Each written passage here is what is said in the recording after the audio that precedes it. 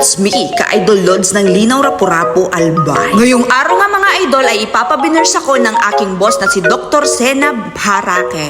Ay iba yun. Basta Dr. Senab, kilala siya bilang Doc Se. Kapangalan niya lang si Senab Harake. Well, kasi banggitin mga idol ang apelyido niya kasi may nagmamayari na. Aray ko pa. Gagawa nga pala ng ngipin ko ay yan si Doc Jai. Papasaya ng iyong bojay. Ay hindi, mali yun. Ang magpapasaya ng iyong buhay.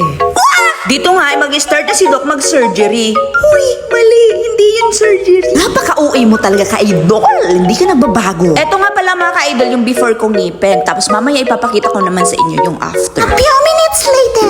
Look up.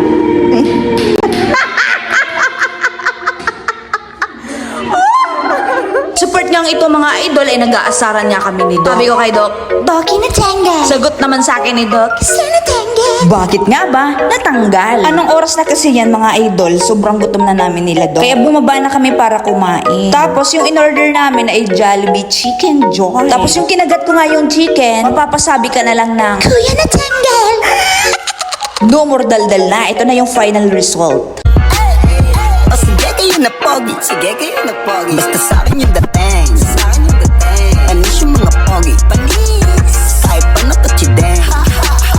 O sige kayo na pogi, Oh, kung gusto nyong pumogi at gumanda, pumunta na kayo dito sa Quezon Dental Clinic. Message nyo lang po ang aming Facebook page. Ayan po. At matatagpuan po kami sa 741 NS Amoranto Street, Quezon City. This coming Christmas pala guys ay madami kaming papromo. Kaya pumunta na kayo rito para ma-assist namin kayo. Sa lahat pong may concern sa ngipin nila, please message Quezon Dental Clinic. Wait namin kayo dito. See you guys. Thank you.